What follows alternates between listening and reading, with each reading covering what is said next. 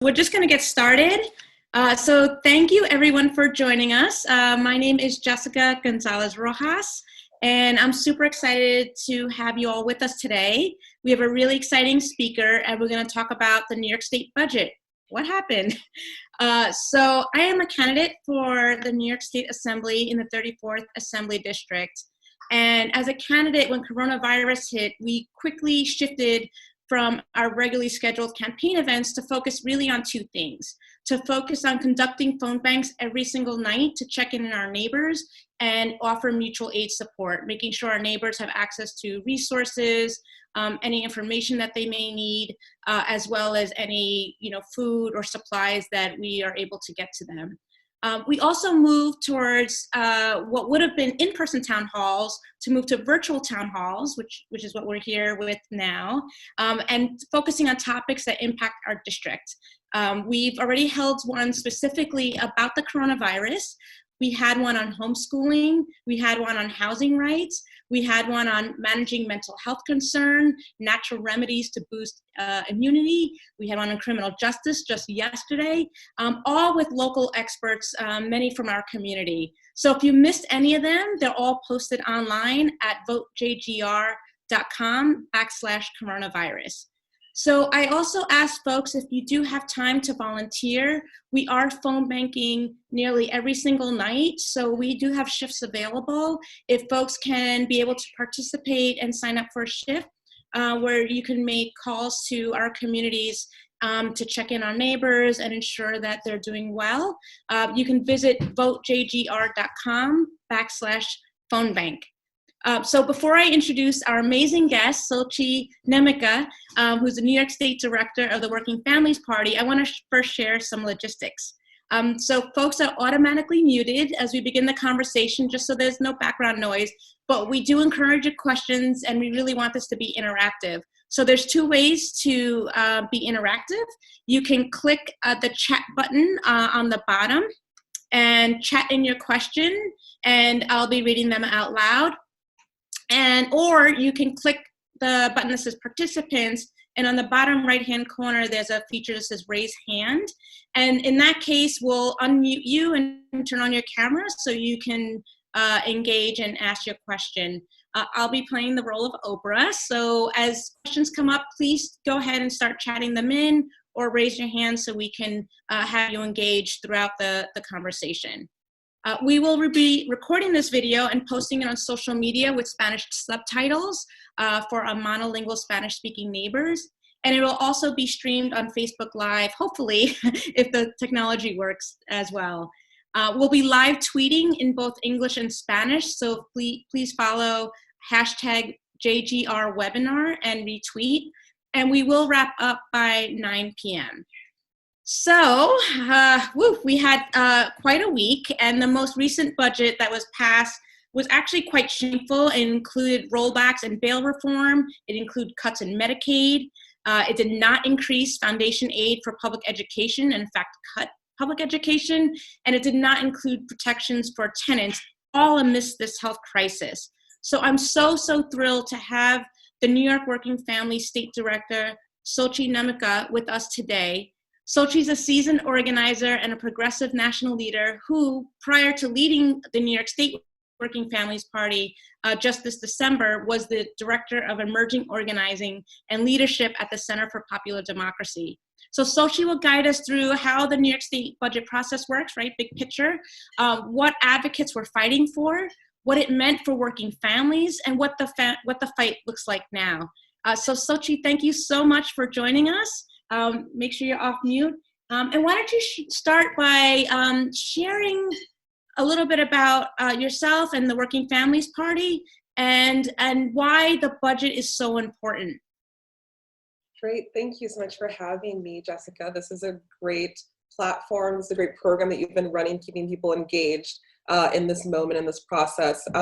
So my name is Sochie. I've been the director at the Working Families Party in New York just a few months in January, and it feels like the longest 4 months ever. But I think, I've been an organizer for many years. I started off mainly doing labor organizing and kind of came into my own identity as the child of immigrants through like looking to building community through organizing, right? Like searching to build solidarity across difference, having my kind of personal story be a way to connect with other people. And so politics always felt very foreign to me. It felt anti-relational. It felt necessarily transactional.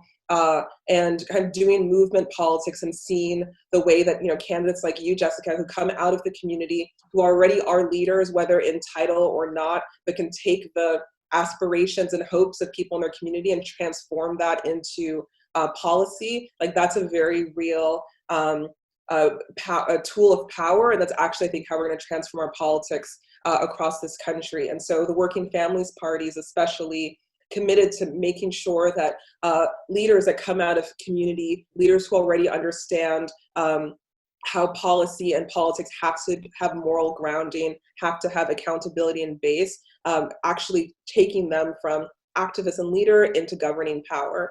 And so, you know, New York obviously has had an amazing sweep of progressive legislative wins just in the last session. You know, the folks who defeated the IDC and really moved the conference to the left and to embrace more progressive politics. We have to build on that. And I think the budget in particular is testament to that, that having a triple blue, right, a blue trifecta state is actually not enough to push for the types of policies and the type of world that we know working people, people of color, marginalized folks, young folks actually deserve.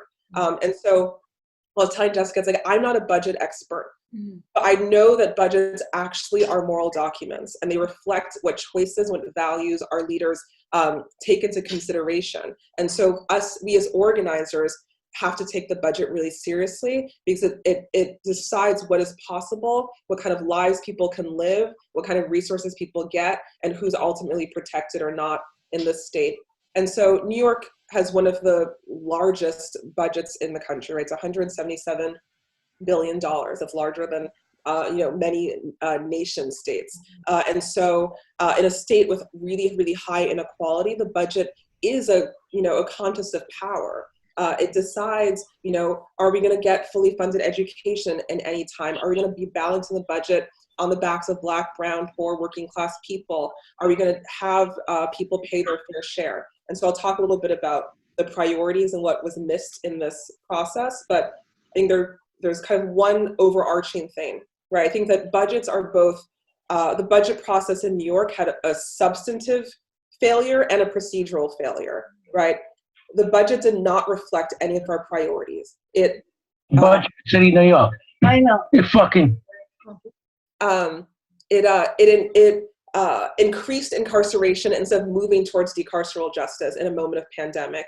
It effectively cut funding to education by flat funding, right? The kind of cover words of flat funding actually means cuts, because we know cost of living, we know that programs are increasing every year. And so effectively you're making a cut.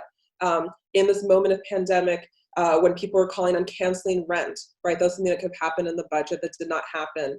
Cuts happen to hospitals, in your very own district, Jessica, right? The kind of epicenter of it. We are hearing all over the country about Elmhurst, and to think that cuts are actually going to happen in this moment.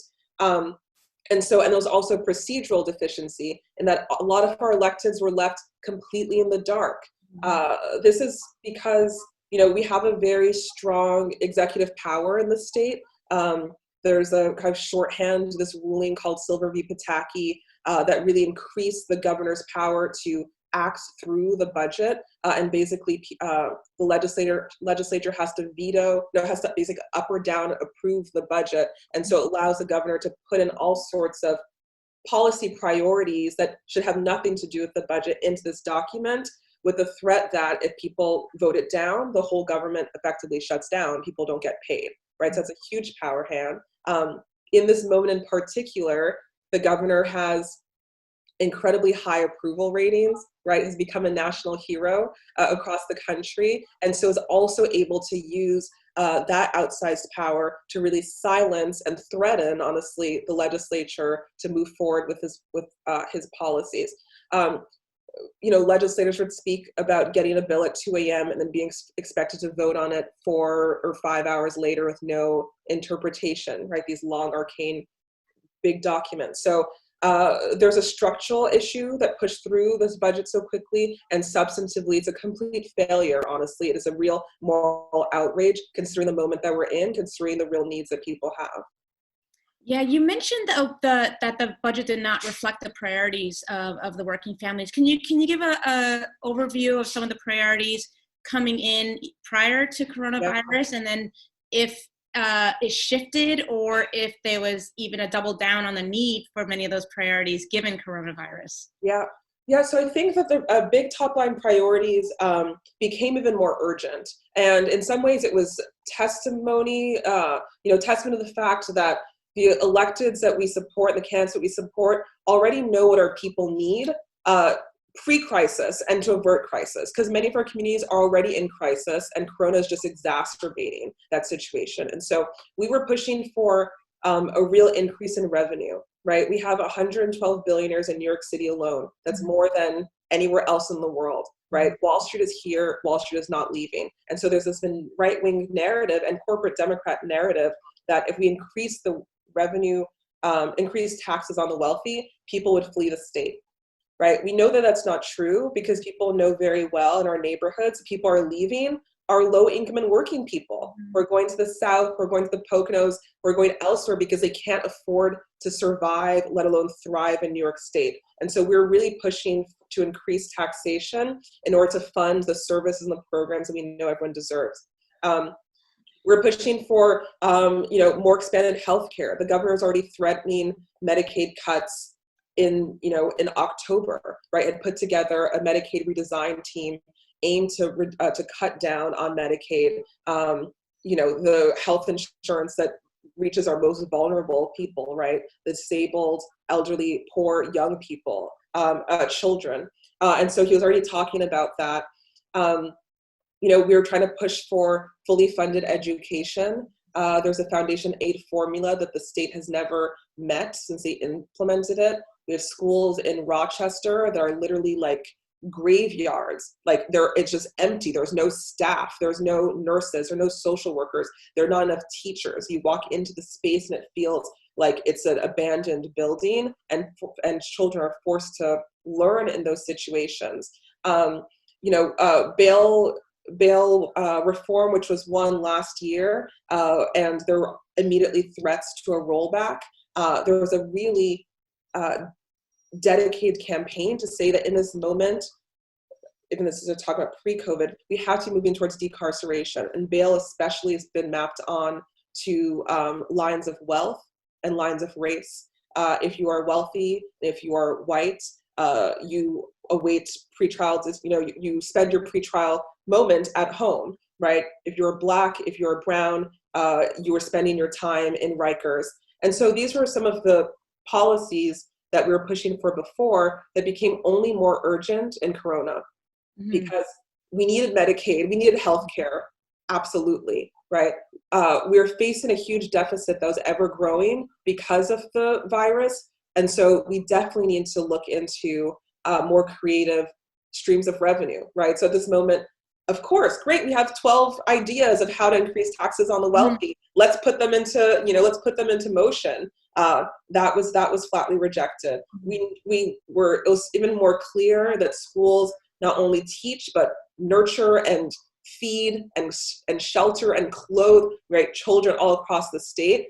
That was the reason why, right, that Mayor de Blasio gave for not wanting to close the schools, because the schools play a primary social role in our society. And that's why they need more investment. Kids are going to go back to school in September, needing remedial education, needing therapy to deal with the trauma of this moment, right? And so at this moment, we should not be cutting education. And then what we found most cruel, most cynical, most immoral is that in this moment of pandemic, you're sending more people into jails, which are hotbeds of disease. You're choosing literally to decide that some people deserve to make it out of this crisis and other people's lives are not worthy. So all of these things all together was a real devastation, was leaving working people, the most vulnerable New Yorkers, completely unsteady and with a clear choice that the budget is meant to protect entrenched interests and the wealthy, and others are forced to fend for themselves. Yeah. We have a question that's coming up about, so I know a lot of this falls on the governor, but can you share how the legislature also holds responsibility, the way they vote, the way they've fought or advocated for the specific needs of the communities? Can you share like the balance of power or really how it's imbalanced? If you can give us a elucidation of that. Right. No, I think this is a really important question. This is in particular why we have to really make sure that we're shoring up a strong progressive bloc in the Assembly and in the Senate, right? Because, the budget is negotiated between, right, the shorthand is 3 men in the room. Right now we have, right, a Black woman as the head of the Senate, and a Black man as the head of the Assembly, and Cuomo. In this moment, right, there are a couple of structural things that happened. The legislature agreed to basically erode checks and balances in this process, right, kind of giving the governor a lot more power. The governor also included a kind of rolling budget check-ins, right? So every quarterly, they're able to make more cuts. There is clearly a huge power imbalance. And so it's not, I'm not defending the legislature because we have 3 branches of government that need to absolutely be in full force and pushing in this moment. And I think historically, honestly, the governor has dwarfed the legislature, which makes me feel even more strongly that we need, such as Jessica, people who actually are leading and organizing strategically inside. That means we also need way more transparency in the process, and the legislature needs to be pushing for that, needs to be pushing back against leadership and say, we can't get bills an hour before voting time, right? We can't get bills without interpretation. We should not have these arcane and convoluted things. We should have, budget justice seminars, et cetera. Like the legislature needs to think more like organizers, honestly, and both push back against the institutional power and make sure that advocates and community members are inside in the process. And so, as folks may have seen, a couple of really key, strong and WFP allies and other folks voted no on many parts of the budget. And that's really hard because, for example, in the same section that minimize the power of the WFP, which has, been always a pet project of the governor. Yeah. They've got, e-bike legislation with many people were pushing for, the Climate Bond Act, prevailing wage for laborers, right? So people are forced to do these balancing acts of what makes, so how the budget works is that there are like 7 different bills broken up. So what makes an individual bill so egregious to knock down the good parts of it? And so some people had the analysis of like, it's all shit. Like you're locking people up. We're out of it. You're limiting democratic participation in the right of minor parties. Like we're done. Some people made that calculation in the Assembly. This is a real structural analysis of reality. Like many more people did that because honestly, the majority is larger. And I think we have, there's lots of strong progressives. In the Senate, I think it's especially risky to do that. And we had 5 or so really bold, really bold and morally clear senators who voted no when they have a much smaller majority. And so in some ways, to me, like if this is I don't know who's on this call, but I'm guessing this is like inside fan strategy conversation. It represents a kind of deficiency of real independent power within the bodies that like it's all of our responsibility to shore up, to make sure we're sending strong independent voices and we're providing both a push and cover for our elected allies so that when they take bold moves like that, they have support on the outside and that we're also working, we're strategically aligned to get to our goals. Yeah, that's why I'm so humbled and honored to get the Working Families endorsement and to think of all the bold working families leaders who have stood up and spoken out. Our state senator, Jessica Ramos, voted no, and so did my neighboring assemblywoman, Catalina Cruz. The current assembly member, Dan Decker, did vote for the budget. So, I think we need to, again, hold our elected officials accountable for a budget. For our district, I just want to highlight Elmhurst Hospital, which is, at the epicenter of the pandemic, will receive $10 million in cuts from this Medicaid, slashing Medicaid. Our public schools will be cut an additional $6.3 million, while we were already behind $12 million in the foundational aid we were owed. So our neighborhood is deeply impacted by this bill, and it's just simply unacceptable.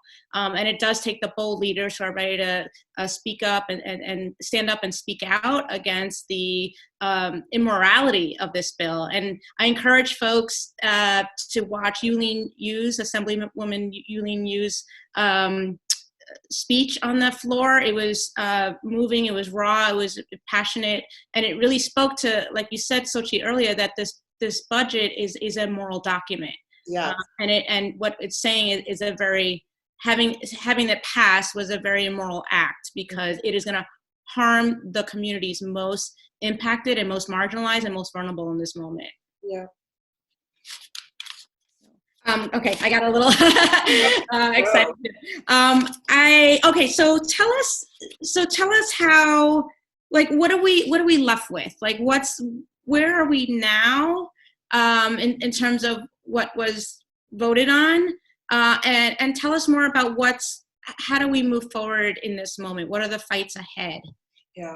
So I think that we have to realign and really dig deep into our strategy. I think this is like a general theme on the progressive movement, is that like we rally during campaigns, and then when the campaign is done, maybe we fall. I think that, like, as an organizer, you have to do your debrief. You have to figure out with all of your people, okay, what was left on the table, what's actually possible, and the campaign has to be seen as continuous, right? And so in this moment, for example, like ceding ground would be allowing the governor's kind of comments that session is over to stick, right? We actually should be pushing our legislators to be like, session is only over if you let it be over, but the work is clearly not done. Like, we need to cancel rent. We need to increase taxes on the wealthy, right? There are very real things at this moment that are still on the table that we have to continue to be pushing for, and saying that, the budget was kind of a natural end point, and like that date, especially in organizers' minds in New York, of like April 2, like that's the end, and then you kind of figure out what's next. We can't actually let that be the end point. There are too many things that we have to push for. This quarterly, what's interesting, we have to really figure out what to do with, is that there's now a quarterly review of the budget. That also could be a campaign inflection point. We know that every quarter, the governor and his people will look and decide whether they'll make more cuts. We have to orient ourselves and put that, as a calendar invite, right? And say like, okay, it's coming up. What are we doing actually to make sure that further cuts are not happening? What are we doing to make it clear nationally across the state that it's happening, right? Because there'll be collective amnesia about what moment that we are in. We have to let people know that cuts can still happen. Like, the budget is now no longer just an annual event. It will be happening in a rolling basis. We have to be prepared to fight back on it in that way. We have to be pushing for decarceral justice, right? We have to release the elderly. We have to release most vulnerable people. We have to push for abolition. That's like endpoint. But like, in this moment where we're still in the middle of this cyclone, pandemic, we have to make sure we're still putting pressure to release the most vulnerable. I was at a virtual Seder yesterday, and one of the guests, who is a public defender, was talking about actually, like, literally in court, they have to make cases to the judge that they should not imprison their client because they're immunocompromised. And a judge will say something like, oh, well, his asthma is not severe, he'll survive, or, oh, he's underage. Like, they're literally making calculations and ballots of who deserves and can, get out of this pandemic. And so we have to keep moving with moral outrage and ensure that just because the decision makers decided who deserves to get out of this crisis, that we do not accept that as normal, right? Like, we are fighting every day for our lives and for our communities. We have to do that both in terms of immediate relief, right? The work that you're doing around mutual aid and making sure people get what they actually need to survive. And we have to have a really transformational long-term platform that ensures that the next crisis could potentially be averted, right? And that people are not coming out of this crisis worse off than they were. And whether that's like student debt or fully funded healthcare, et cetera, we have to think about, if we had a different structural framework, how would people have better survived this moment that we're in? Because we cannot go back to the moment that we were before this crisis started. Yeah, I think a lot about how, it's amazing and beautiful to see how communities have rose up and support one another and get out there and check in on one another and serve one another. But we shouldn't have to do that, right? We should have a system that already has the safety net, a strong and invested safety net in place to actually address the root cause and not just put Band-Aids over, while the GoFundMes are, so important. And my own half brother is a dog walker, and he is obviously not walking dogs.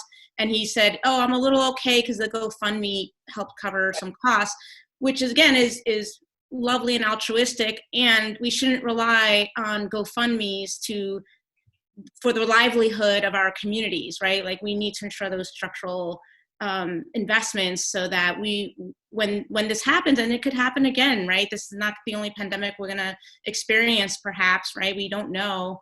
It's more important than ever to make more investments as opposed to cuts to the systems and the safety nets that exist. Yeah, absolutely. There's something that Yulene, assembly member, said the other day that, you can't squander, she said it was like a Chinese proverb, you can't squander a crisis, right? Like, you can't actually let a crisis happen without seeing the opportunity that it presents. I think in this moment it's true. We cannot think of Corona in the most narrow kind of medical and public health lens. We have to actually see the ways in which the fissures in our society are made more evident, and we have to actually come out much stronger than we went into this.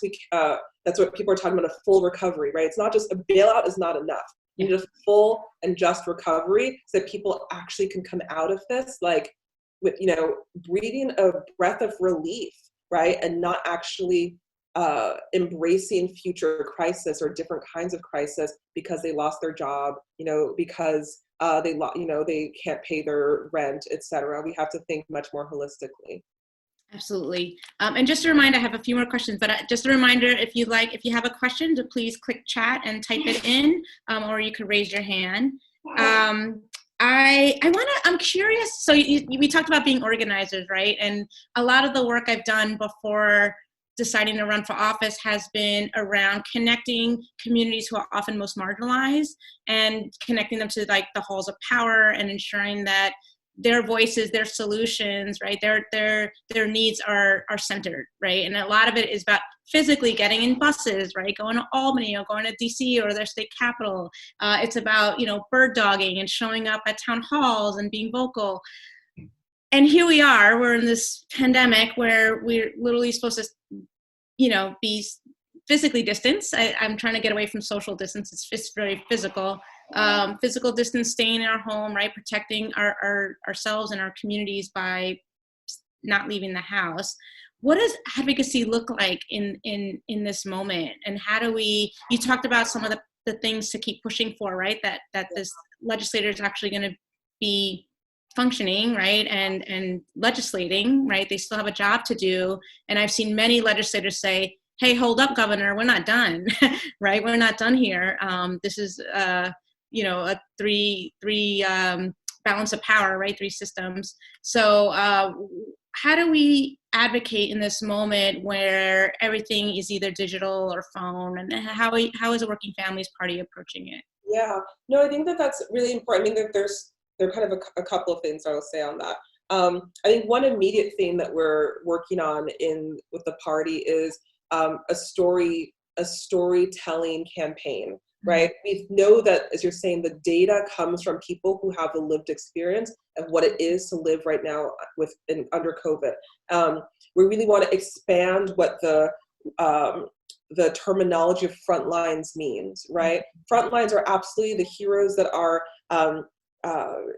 caring for people, whether in home health care organizations or in the hospital or in EMS, et cetera. It is the grocery store workers and the gig workers. It is, parents who are homeschooling their children and trying to balance their job together.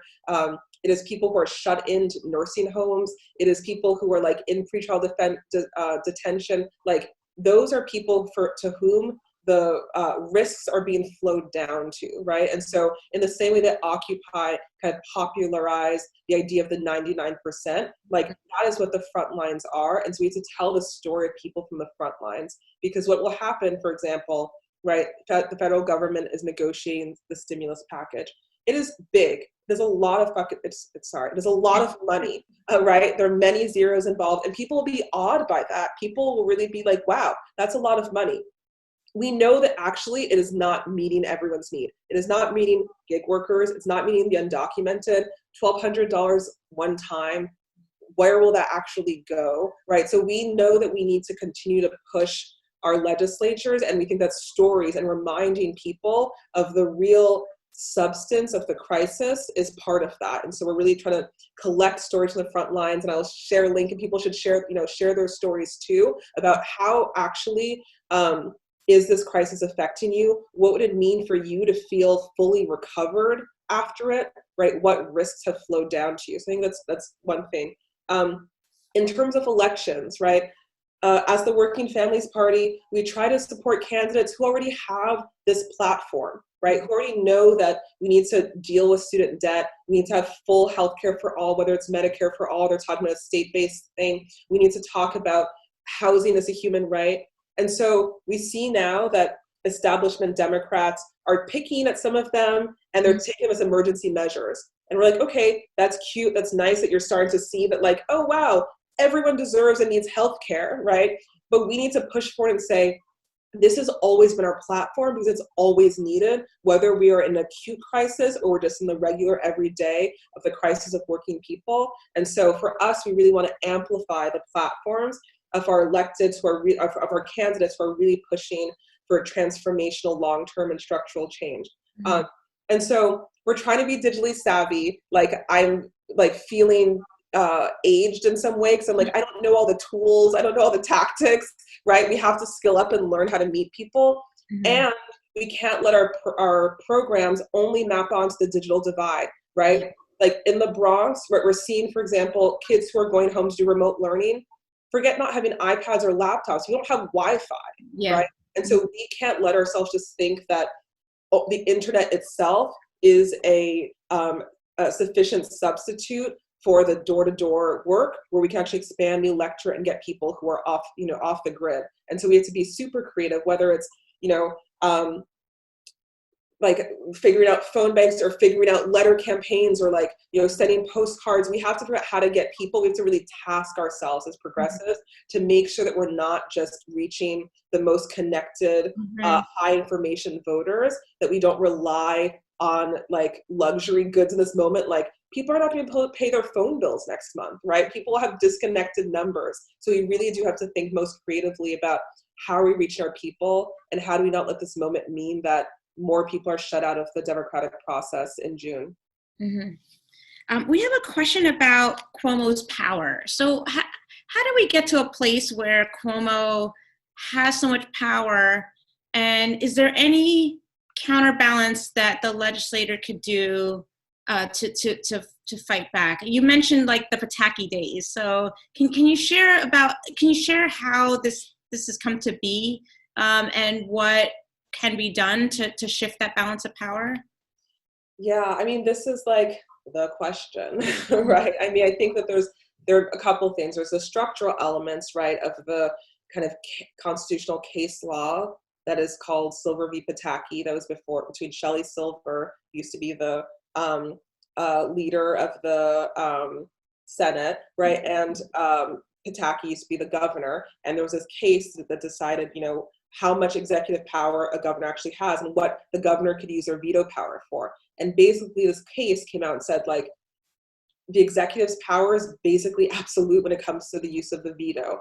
And so there are a couple of ways to get past that, right? There's a constitutional amendment that has to pass two legislative cycles in order to get passed. It's like a huge, it's a huge campaign to pass a constitutional amendment.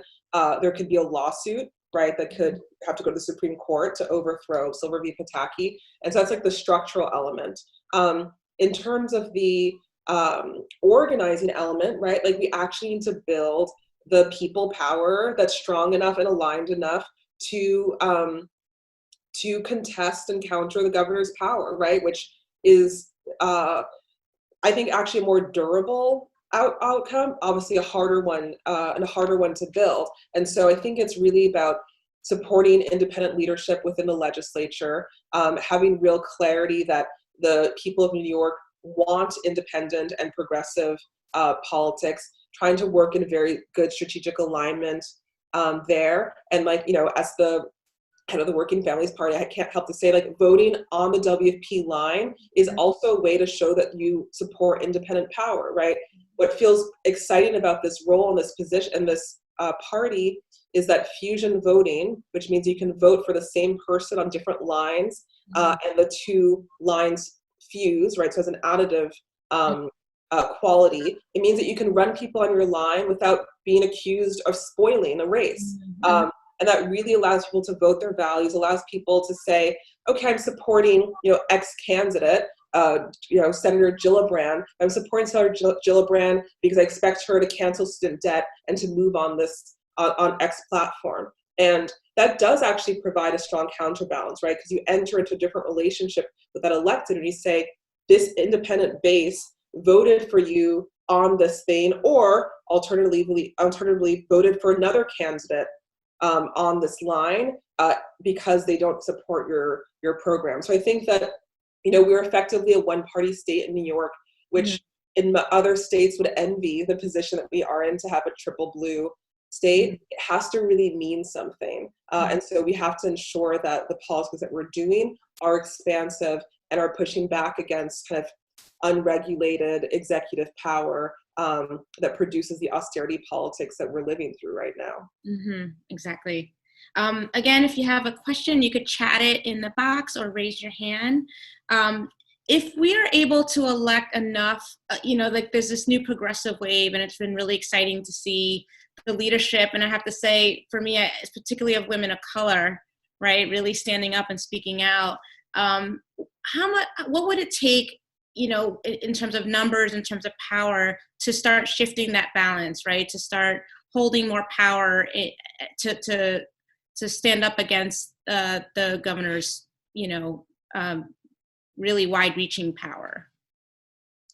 So I think there's like numbers, and then there's like political will, and so I think that in terms of numbers, it's very meaningful. I think in terms of tactical things, like it's very meaningful for the Senate to have a majority because it means that they can override the governor's veto power. That's especially important when it comes to redistricting, which will happen this year, which can fundamentally rebalance power towards working people, towards people of color, right? We have incredibly gerrymandered districts in New York. Like you'd think that we were a southern state, right? The way that communities were, packed in or broken up together, right? It was a way to hold Republican strongholds in certain places to give the Republican Party like viability as they were declining in power in New York State. And so having the Senate be able to redraw the lines is incredibly meaningful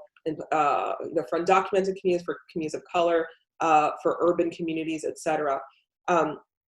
The majority, though, needs to be a progressive majority, right? It's not enough to just have Democrats in name only. And so there are a couple of things. There's both, we need to do the organizing in less obvious progressive places, right? We need to be organizing in Long Island and in the Hudson Valley and in Western New York and actually be pushing for the agendas of working people, because we know that people, across the state want the progressive values that we want, right? This narrative of like, oh, these are all just like New York City priorities. It's like, no, like Rochester has completely been gutted. Like young people don't stay in Rochester anymore, right? Like there are no good jobs anymore. Like it is really like there is actually people are moving downstate for opportunity, et cetera. So we have to really thinking about organizing really strongly statewide and building power statewide. And then we have to stay focused on those people that we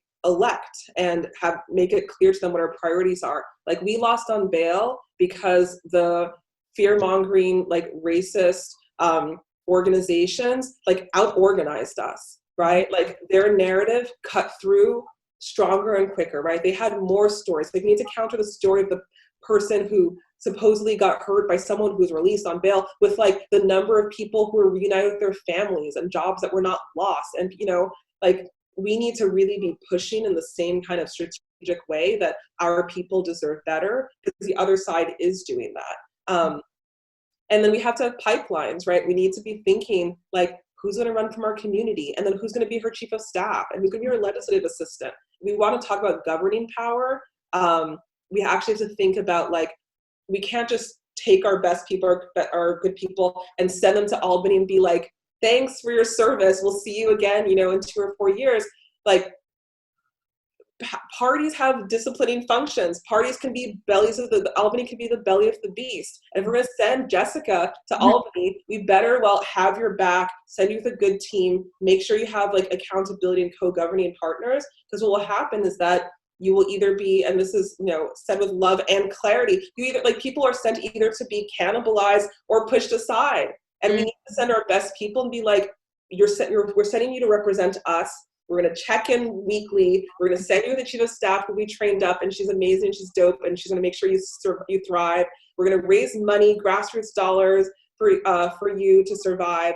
Like, that is really the type of full movement that we have to be. That's a pipeline from recruitment all the way through governance, and we're making sure people are able to stand strong and, like, in their full strength as they lead, and don't either get marginalized or forced to conform when they get there.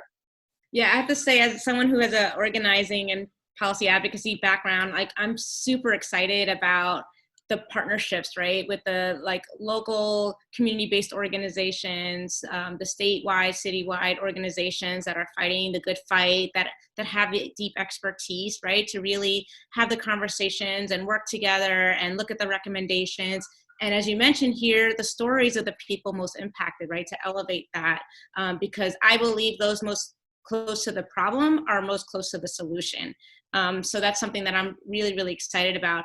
And again, I'm glad we're able to do this virtually, but ideally I would look forward to, like, many, many town halls in my district and the community to hear from what our community members are experiencing, right? And how I could be their best advocate and be the megaphone up in Albany, because as you said, you know, it's the belly of the beast, and, you know, we have to be loud, and we have to make sure we're fighting for the people who are most marginalized, most vulnerable, and make sure they're elevating their voices, their stories, and their solutions.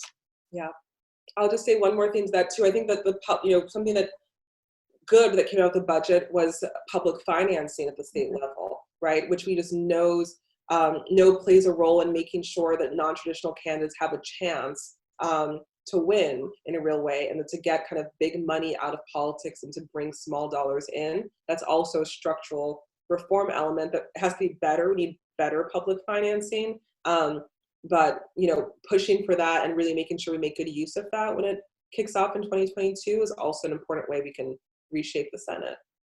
Exactly. I tell people, if you give a city council candidate $1, they get $9. If you give me $1, I get $1, right? Yeah. And what it does is public financing levels the playing field so that people without access to wealth have an opportunity to run. Yeah. Great. So we're almost at time. I'm just checking in if we have any more questions. Can you tell us what's next? How can people be involved? Where can they follow the amazing work of the Working Families Party? Is there any campaigns that you need, you know, voices, volunteers, energy, sign-ons? Like you said, there's so much to do, but how do folks get involved? Yeah, no, thank you. So I think the first thing is obviously to support and follow candidates that we've endorsed, right? See, Khalil in the Rockaways is on this line. Obviously, Jessica, like, we need to really make sure we give full support to elected champions and ensure that they can run really strong and robust campaigns with a transformational platform. something that happened in the budget, right, is that the governor snuck in recommendations that were thrown out of court that basically takes the ballot requirement, so the number of votes we need to get on the WFP line to qualify as a party, went from 50,000 every 4 years to 130,000 every 2 years, right? And so that's a big shift that actually makes New York one of the most hostile places for minor parties in the country at this moment. And so we have to think about this as organizers and figure out how do we actually meet that threshold, because we know now more than ever people do want a progressive independent organization that's pushing against austerity, that's trying to represent the interests of the many and not the few. And so we're really trying to build a high participation, multiracial, intergenerational, feminist party in the state that we think we need. And so I'm, hungry for WP supporters and thought partners and co-creators, right? What does it mean for you at your college campus to have a WFP outfit? What does it mean for you if you run a tenant association to electoralize the issues of your organization, right? The party wants to represent those in the front lines, as we're saying, and so both voting on the WFP line in the presidential election in November is a huge way to get involved, and signing up to be a member online and emailing me. I'm Sochie at workingfamilies.org. Any great ideas? If you want to run something where you live, we're a statewide party. Definitely send us ideas and help us build the party. Great, thank you. Yeah, I've always, in the general election, I've always voted Working Families, right? Yeah. Because generally there is that fusion happening, so it's the same candidate. But I knew as a value statement, right, that it was important to vote along that line. So thank you, Sochie, so much. I could talk on and on. I'm like a policy nerd, so this stuff is really fun for me, but we're at time. But again, thank you so much for your time, your expertise, your hard work. We're with you, we're fighting. And again, I'm just so incredibly humbled to have the support of the Working Families Party. So I hope to make everyone proud, and again, to elevate the needs and of the working families in our communities and in our district. So thank you so much. And just for any closing, we have another webinar on Sunday at 6. So just note the time difference. It's not 8 o'clock, it's 6 o'clock. And we'll have Whitney Hugh, who is a immigrant rights organizer and activist, and she'll be sharing how COVID has impacted the immigrant community and what their rights are as well. So please join us for that. And keep your eye out. We do this 2 or 3 times a week. So we're really thrilled to have folks engaged, involved, and we're open to any suggestions as well in terms of topics that you all want to hear. So again, thank you all for joining us. Thank you, Sochie, so much. Keep up the good fight, and I hope to see you all in the next webinar. Thank you for having us. This was awesome. Bye, everyone. Thank you. Bye. Take care, Sochie. Take care. Jessica. Bye, Khalil. Thank you for joining us. Absolutely.